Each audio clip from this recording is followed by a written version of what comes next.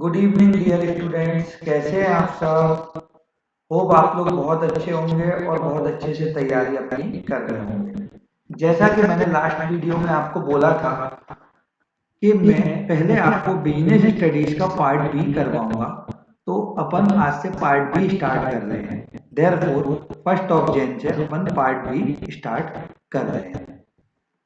Further part B में भी मैं कंज्यूमर प्रोटेक्शन एक्ट से इसलिए स्टार्ट कर रहा हूं क्योंकि ये शॉर्ट चैप्टर है, इजी चैप्टर है, स्कोरिंग चैप्टर है और जल्दी से समझ में आने वाला चैप्टर है, which will boost our confidence. ये चैप्टर सर आपका कॉन्फिडेंस को जबरदस्त बूस्ट करेगा, इसलिए हम इस चैप्टर को पहले करेंगे।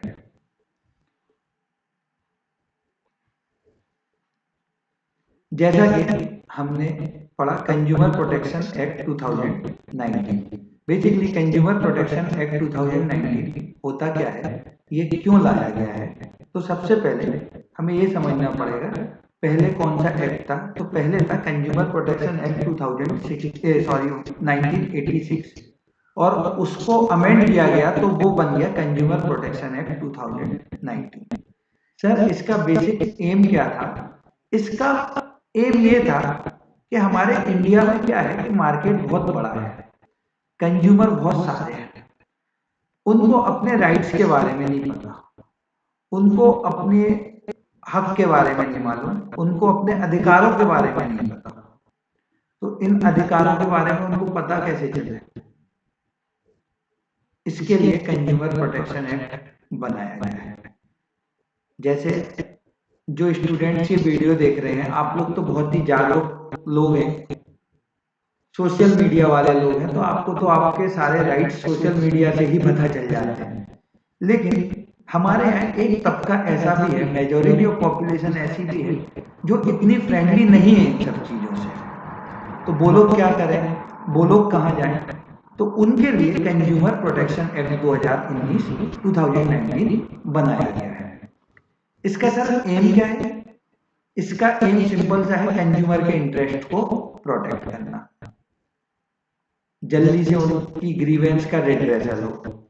ये सर कहाँ तक लगता है, ये पूरे इंडिया में लगता है। It extends to whole of India.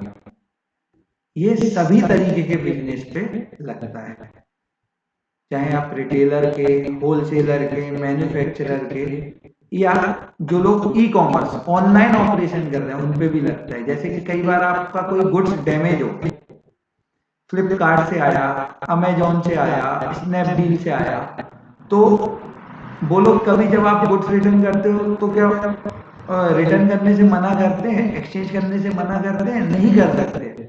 यही राइट आपको कंज्यूमर प्रोटेक्शन एक्ट देता है। अगर आपको कोई गुड्स खराब मिला है, कोई गुड्स डैमेज मिला है, तो उसके अगेंस्ट आपके क्या अधिकार है, उसके अगेंस्ट आप क्या कर सकते हो, ये आपको कंज्यूमर प्रोटेक्शन एक्ट से पता चलता है।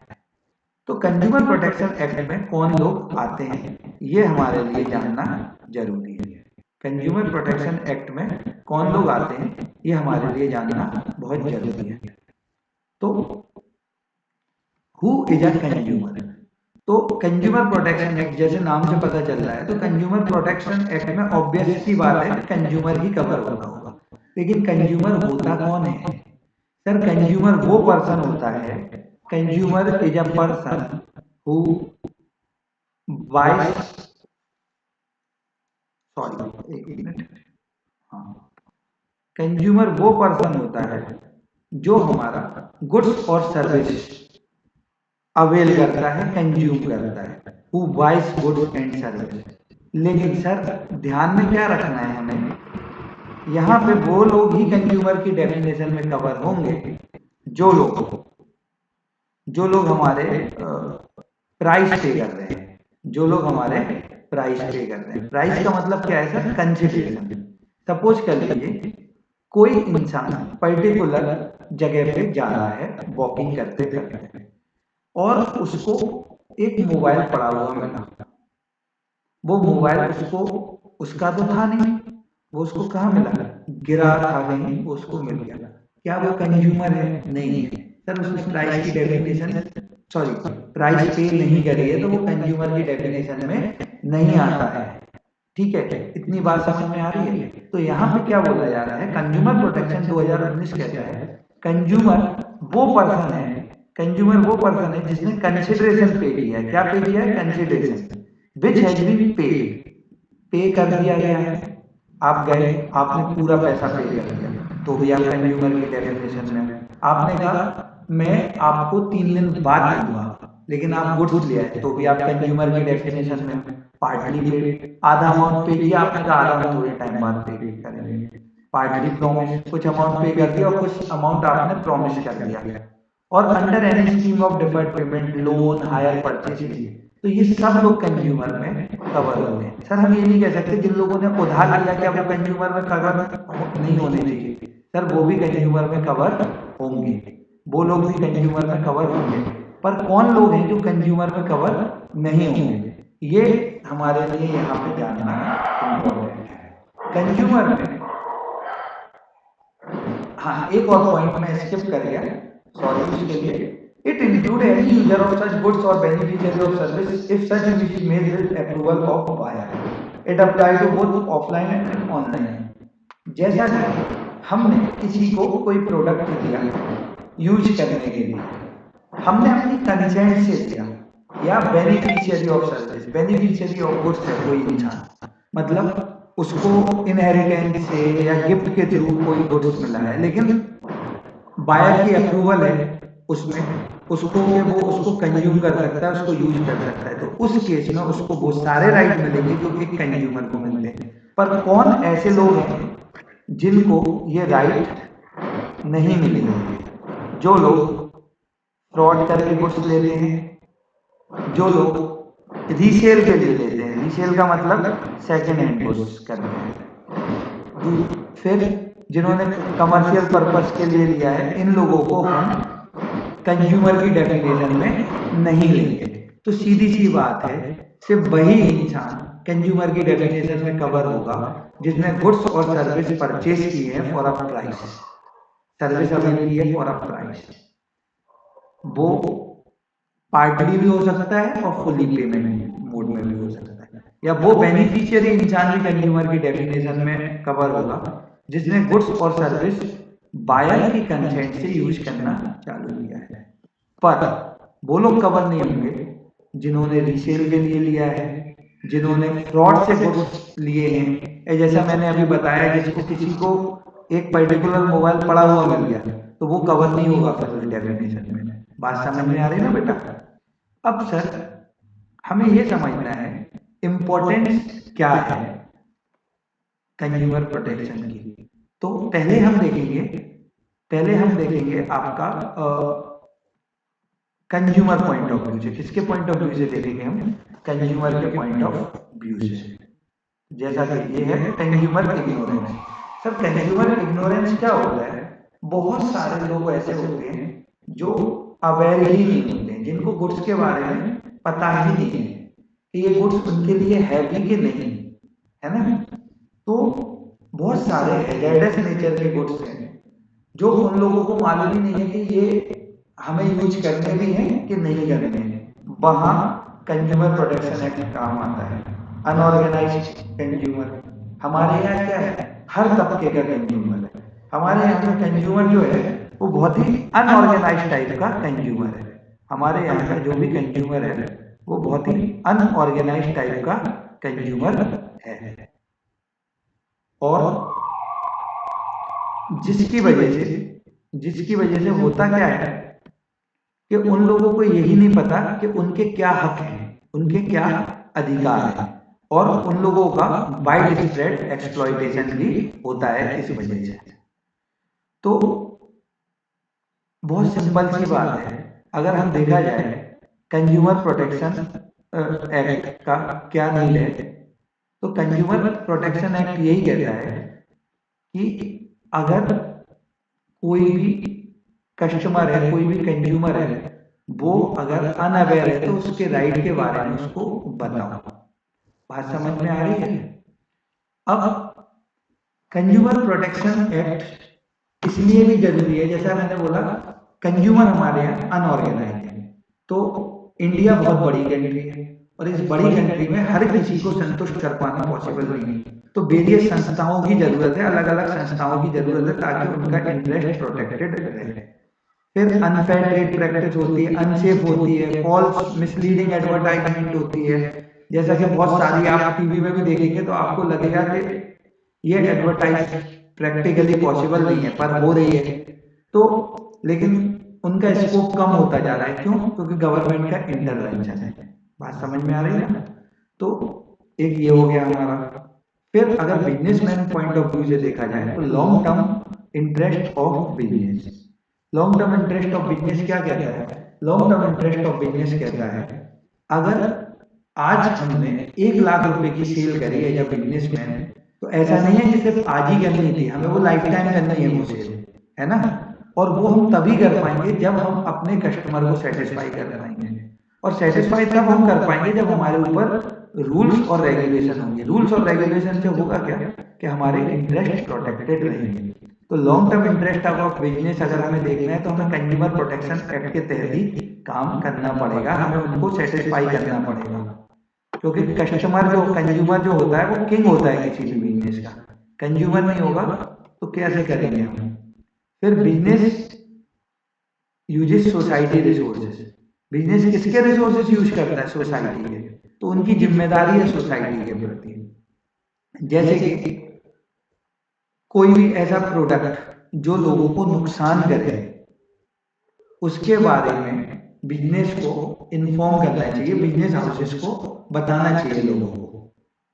सोशल रिस्पॉन्सिबिलिटी, जैसा कि मैंने बोला कंज्यूमर राजा होता है, और अगर राजा ही ना खुश है तो कैसे काम चलेगा? तो उसके लिए हमें बेसिकली क्या करना पड़ेगा? हमें एक सोशल रिस्पॉन्सिबिलिटी भी डेवलप करनी पड़ेगी। और वो सोशल रिस्पॉन्सिबिलिटी आएगी कैसे? सोशल रिस्पॉन्सिबिलिटी आएगी तब जब हम कंज्यूमर प्रोटेक्शन एक्ट के तहत अपने सारे स्टेक होल्डर्स को सेटिस्फाई कर पाएंगे, तभी हमें एक इफेक्टिव सॉल्यूशन मिलेगा। मॉरल जस्टिफिकेशन, सर अगर आप जैसे कोई बच्चा यहाँ पे बिजनेसमैन हो, उनके पास एक कंज्यूमर आया और एक प्रोडक्ट था जो 100 रुपए का था और उसने एक्सीडेंटली आपको 500 या 2000 रुपीज का नोट दिया, तो अगर मॉरली देखा जाए तो ये आपकी रिस्पॉन्सिबिलिटी है कि आप उसको वापस करें। और ये अगर वो प्रूव कर देगा तो आप पे कार्रवाई भी हो सकती है। तो कहने का मतलब क्या है? किसी भी बिजनेस को अनफेयर ट्रेड प्रैक्टिस नहीं करनी चाहिए, मॉरली रहना चाहिए। और गवर्नमेंट का इंटरवेंशन भी बहुत जरूरी है। गवर्नमेंट इंटरवेंशन क्यों जरूरी है? गवर्नमेंट इंटरवेंशन इसलिए जरूरी है,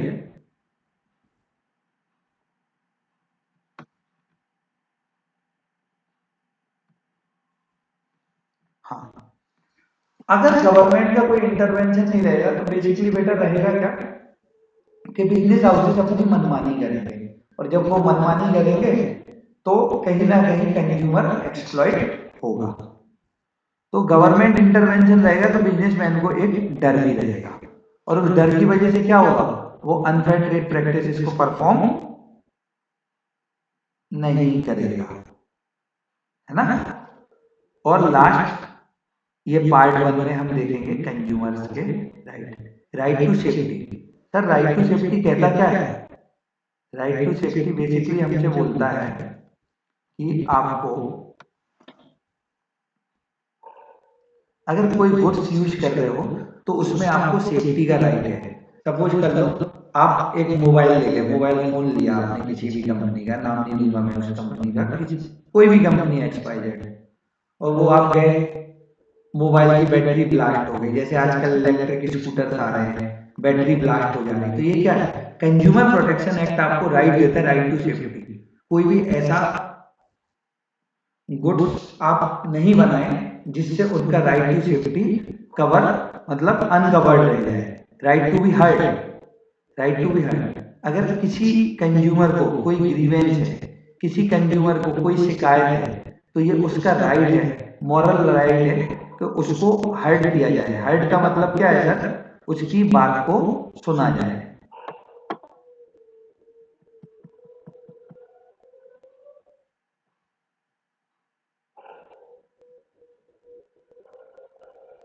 तो होता क्या है, अगर सपोज कर लीजिए कोई ऐसा बिजनेस हाउस है जिसके कुछ प्रोडक्ट डिफॉल्ट, मतलब उन्होंने जानबूझ के नहीं लिए, लेकिन उनका कुछ प्रोडक्ट डिफेक्टिव हो गए और उन्होंने एक अलग से सेल बना रखी है कि जिनके पास भी डिफेक्टिव प्रोडक्ट पहुंचे हैं आप लोग रिप्लेस कर लो या उसको रिपेयर करवा लो। तो अगर किसी बिजनेस हाउस से आपको गलत प्रोडक्ट मिल गया है तो ये आपका मॉरल राइट है कि आपको सुना जाए, right to be heard, right to be right to seek redressal. अगला अगला जो है हमारा वो है राइट टू सीक रिड्रेसल।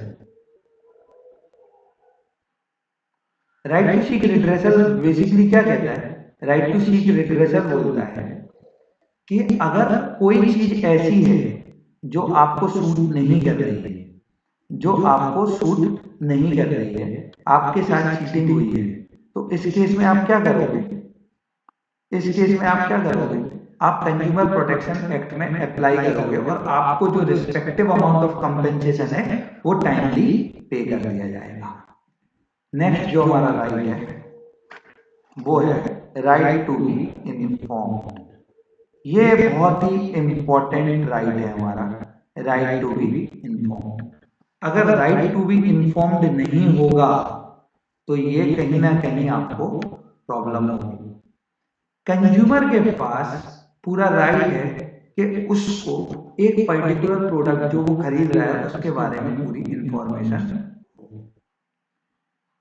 क्योंकि इंडिया में ऐसा बहुत सारी चीजें हैं जो हेल्दी नहीं है कस्टमर के लिए, तो उसको पहले इन्फॉर्म होना चाहिए। जैसे हैजार्डस गुड्स है, कई सारे प्रोडक्ट आपने देखे होंगे उसमें लिखा होगा this product is to be reach out of children, तो इस उसको पहले इन्फॉर्म होना चाहिए उन क्या उसके कंटेंट है, क्या प्राइस है, मार्केट से ज्यादा पे तो नहीं हो रही है। जैसे कि आपने देखा होगा किसी भी प्रोडक्ट के एक रैपर पे उसकी फूड प्रोडक्ट पे एक्सपायरी डेट लिखना कंपलसरी है ना? तो ये सब क्या है? ये राइट टू बी इन्फॉर्म्ड है। इसके बाद हमारा राइट है राइट टू चूज। आप एक दुकान पे गए, उनके पास दो प्रोडक्ट थे, उनने बोला नहीं आप मेरी दुकान पे आए हो, आपको इस दो में से कोई एक प्रोडक्ट ही खरीदना पड़ेगा, नहीं खरीदोगे तो आपको अमाउंट पे करनी पड़ेगी या वरना मैं आपको अपने तरीके से मजबूर करूंगा कि आप खरीदो। तो राइट टू चूज क्या बोलता है? बेसिकली राइट टू चूज बोलता है कि ये कंज्यूमर का राइट है कि वो कौन सा प्रोडक्ट खरीदे कौन सा नहीं खरीदे, कोई भी बिजनेस उसको फोर्स नहीं कर सकता है। और नेक्स्ट जो हमारा राइट है वो है राइट टू एजुकेशन। ये भी बहुत, और ये राइट टू एजुकेशन ही वो राइट है जिसकी वजह से कंज्यूमर प्रोटेक्शन एक्ट आया है। किसी भी कंज्यूमर को अपने प्रोडक्ट जो वो कंज्यूम कर रहा है उसके बारे में फुल नॉलेज होनी चाहिए, उसको उन सारे राइट्स के बारे में वो सारी रिलीफ पता होनी चाहिए अगर वो प्रोडक्ट उसकी एक्सपेक्टेशन पे मीट नहीं कर रहा हो। तो कहने का मतलब क्या है? अगर कोई इंसान ऐसा प्रोडक्ट ले गया है, एक पर्टिकुलर एक्सपेक्टेशन से ले गया था और वो एक्सपेक्टेशन पूरी नहीं हो रही है, तो उस केस में राइट टू कंज्यूमर एजुकेशन में उसको राइट्स प्रोवाइड करता है कि वो अपने रिड्रेसल को सीख कर पाए। तो कई सारे कंज्यूमर ऑर्गेनाइजेशन हैं जो बेसिकली अलग अलग राइट प्रोवाइड करते हैं, क्योंकि उनका मेनली रहता है कंज्यूमर इज अ किंग, और कंज्यूमर को जितना एजुकेट करोगे वो उतना फ्रेंडली होगा आपके प्रोडक्ट के साथ, और जितना प्रोडक्ट से फ्रेंडली होगा वो उतना ज्यादा सेटिस्फाइड होगा। तो स्टूडेंट्स ये था हमारा पार्ट 1। पार्ट 2 में कल अपलोड करूंगा और पार्ट 2 के साथ हमारा कंज्यूमर प्रोटेक्शन एक्ट खत्म हो जाएगा और फिर हम कल ही मार्केटिंग मैनेजमेंट का पार्ट 1 अपलोड कर देंगे। तो आप लोग आज इतना रेफर करिए, ये आपको बहुत हेल्पफुल रहेगा। स्टार्टिंग है, देखिए ये मैंने आपको पावर पॉइंट प्रेजेंटेशन से समरी बता दी है, रीड आपको ही करना है, मैंने आपको क्रक्स समझा दिया है।